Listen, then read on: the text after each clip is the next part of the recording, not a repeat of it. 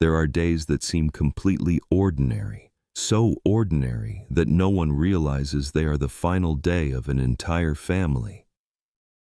At a remote farm in Bavaria, everything appeared normal. The animals were fed, the stove was lit, but there was one small detail that didn't fit. It felt as if someone was very close, even though no one could be seen. This wasn't a vague fear, it was a survival instinct. That quiet sense of being watched, when instinct sounds the alarm, but reason dismisses it because there is no proof. History has recorded families who sensed danger long before disaster struck, yet chose to stay. Hinterkaifeck was one of them. For months leading up to the tragedy, there were signs. They heard them. They recognized that something was wrong, but they didn't leave. And when the truth finally surfaced, it became clear that this threat didn't begin with death, but with a feeling that was ignored. So what really happened at the Hinterkaifeck farm in 1922? And who was already there even when no one could see him? If you're drawn to real stories where human instinct collides with historical tragedy, consider liking this video and subscribing to the channel as we begin the search for answers. In 1922, rural Bavaria had not truly emerged from the First World War. The fighting had ended, but trust had not returned. Farmers relied on land, livestock, and long-established routines. The government was distant. Police were something people turned to only when there were no other options left. The Hinterkaifeck farm lay deep in the forest, built in 1863. It was not on a main road. There were no nearby neighbors. Few people passed through, and there was no reason to stop.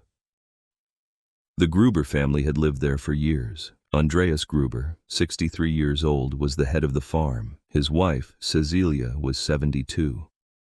Their daughter, Victoria, 35, lived with her two young children, Cecilia, 7, and Joseph, just 2.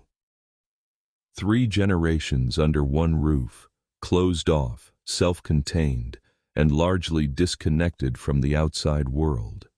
On the surface, nothing seemed unusual.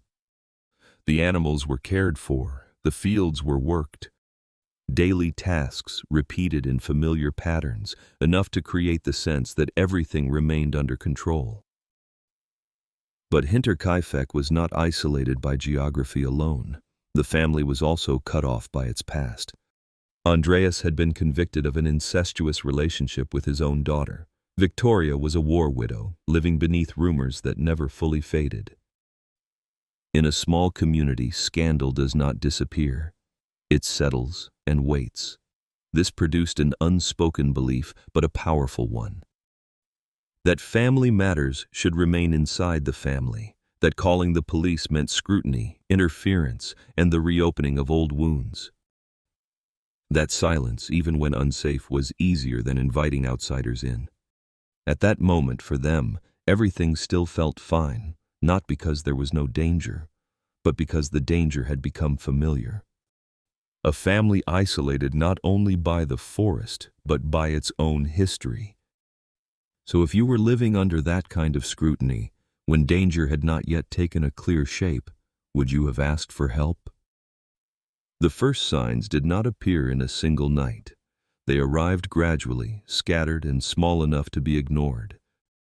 Several months before the tragedy, the live-in maid at Hinterkaifeck left abruptly. She said she often heard noises coming from the attic at night. Sounds that did not resemble wind and did not resemble animals, along with a persistent feeling that someone was there, watching. She believed the house was haunted, and she never returned. At the time, no one treated this as a warning. An old farmhouse deep in the forest was expected to make strange noises. That explanation was accepted, and the matter was closed. Later, Victoria began to notice the same things. Footsteps above her at night. Moments that were brief, but enough to create the sensation of being watched. There was no evidence. No one appeared. And during the day, everything continued as usual. Then, another detail emerged. A newspaper from Munich was found inside the house. No one in the area subscribed to it. The mail carrier denied delivering it by mistake. With no clear explanation, it was quickly dismissed as an error. Not long after that, one of the house keys went missing. There were no signs of forced entry, no broken windows. The key was simply gone. Toward the end of March, after a snowfall, Andreas discovered that the lock on the tool shed had been broken. In the snow, there were footprints leading inside, but there were no footprints leading back out. He checked the shed. Nothing had been taken. No one was there. And because there was no obvious damage or loss, the incident was placed among the growing list of things that could not be explained. Andreas spoke about these events with his neighbors. Several urged him to contact the police. He chose not to. At that time, calling the authorities meant inviting scrutiny, reopening old questions, and exposing a family that had already learned to avoid attention. Each sign, taken on its own, could be explained. Noises could be animals. The newspaper could be a mistake. The missing key could have been misplaced. The footprints could belong to a passerby, but all of them occurred at the same location, inside the same house, and around the same family. This was not a single break-in, but a deliberate sequence of intrusions. If the killer had already been there, what was he waiting for? On April 1st, 1922, two coffee sellers arrived at the Hinterkaifeck farm, as they had done regularly for years. It was a routine visit. They knew when the family was usually home. They knew who they were supposed to meet. That day, no one came to the door. They knocked on the main entrance. They knocked on the windows. There was no reply. No movement inside the house. Only a silence that lasted longer than it should have. The farm sat deep in the forest, a place already accustomed to quiet. But this silence felt different. Not the familiar stillness of rural life, but the absence of activity. The two men waited for a moment. They saw no signs that the family had gone away. The livestock had not been brought out. There were no fresh footprints in the yard. But with no clear reason to enter the property, they left. The weekend passed. On Sunday, the Gruber family did not appear at church. In a rural Bavarian community, this was rare. Missing a church service was not just an absence. It was a break in a rhythm the entire village recognized. People began to notice. Still, no one went to the farm. The silence was now considered strange, but not yet dangerous. Then, at the beginning of the following week, young Kazilia failed to attend school. Not for one day, but for several days in a row. There was no explanation, no message. At that point, the silence no longer belonged only to the family. It spread outward, from the farm to the church and then to the school. The individual signs began to overlap. No one called it a disaster, but no one could honestly say that everything was still normal. When the entire village senses that something is wrong, yet no one steps inside. So who would be the first to break the silence? On the morning of April 4th, 1922, a mechanic arrived at the Hinterkaifeck farm to carry out work that had been scheduled in advance.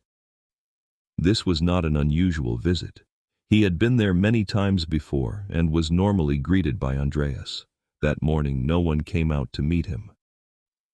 He called out from the yard. There was no response. Inside the barn, the livestock appeared restless. The family dog howled continuously without stopping.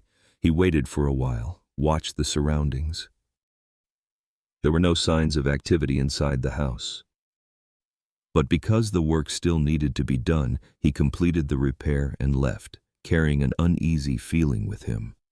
Word of the visit quickly spread to nearby residents. Among them was Lorenz Schlittenbauer, a neighbor who lived close to the farm. He decided to investigate, accompanied by two other men. They began at the barn. The door was opened. Inside, beneath layers of hay and a piece of wooden door, were the bodies. Andreas, Cecilia, Victoria, young Cecilia. They lay close together, partially covered, with no indication of a prolonged struggle. After the discovery, Lorenz left the barn and went to the farmhouse. The door was locked. He opened it using a key. Inside, the house was silent.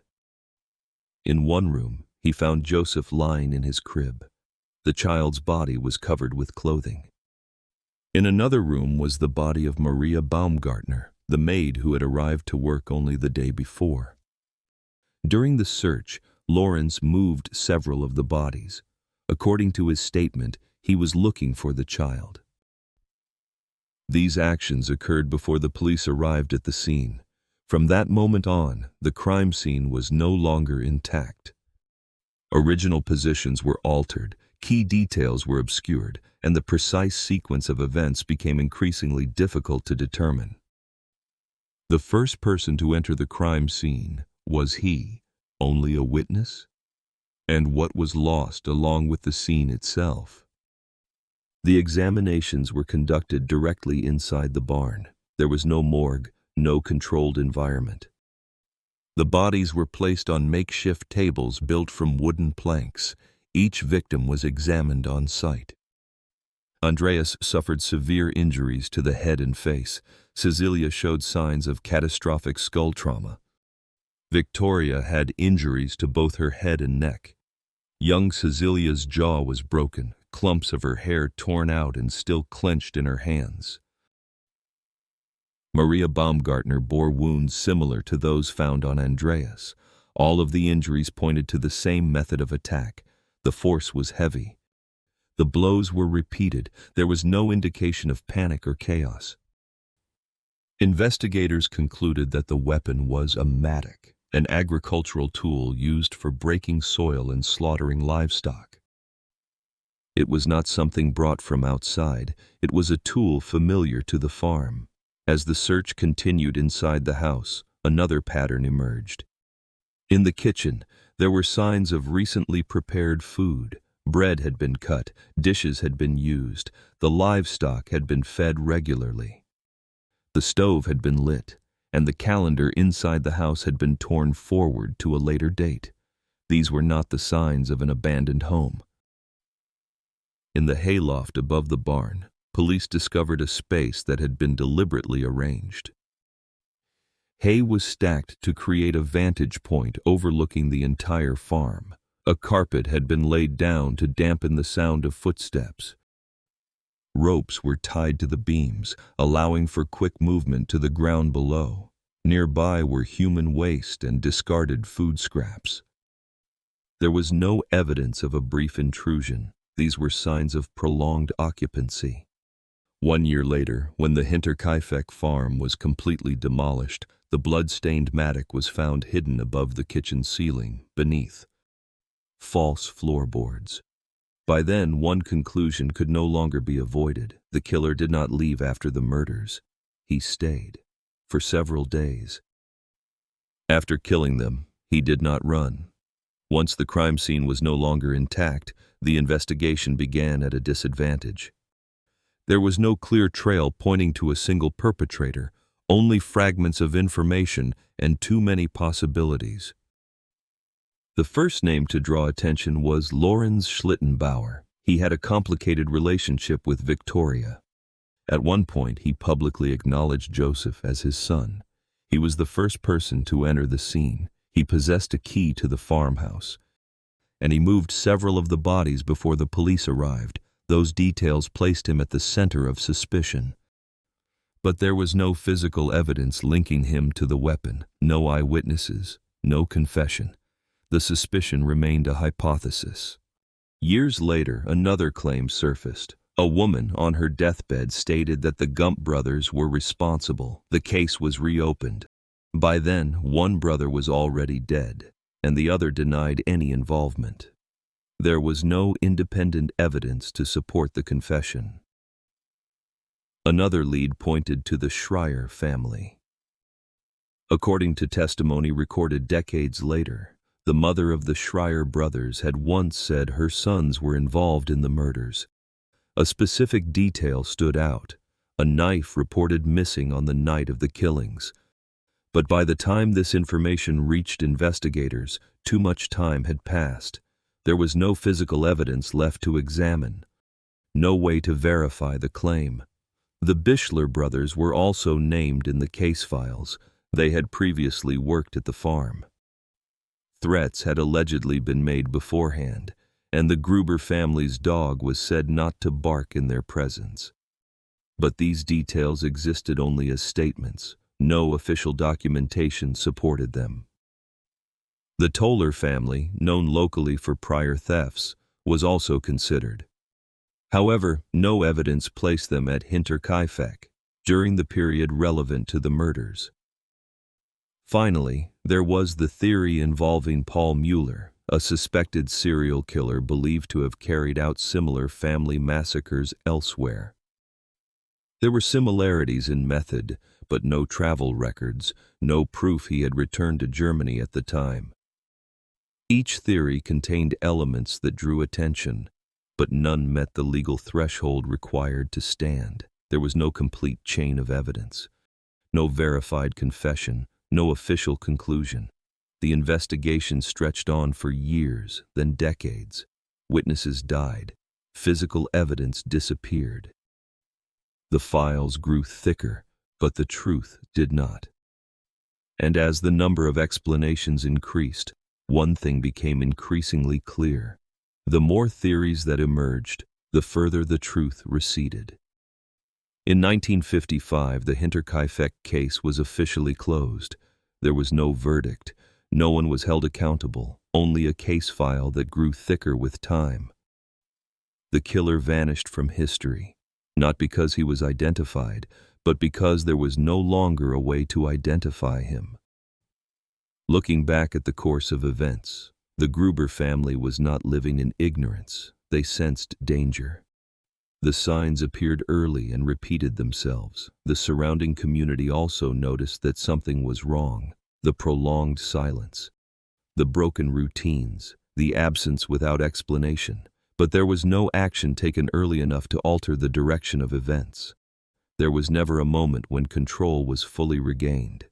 Hinterkaifeck no longer exists as a working farm, yet it still exists in collective memory. As one of Germany's most enduring unsolved cases, as a name associated with the feeling of being watched and the silence that preceded disaster. The files remain, the theories continue to circulate. But the story does not close with an answer. It closes with a space left for those who come after. If you were to notice those signs, would you stay or would you leave? If you're interested in real stories where small decisions lead to irreversible consequences, consider liking this video, subscribing to the channel, and leaving a comment with your thoughts. Thank you for watching. We'll see you in the next video.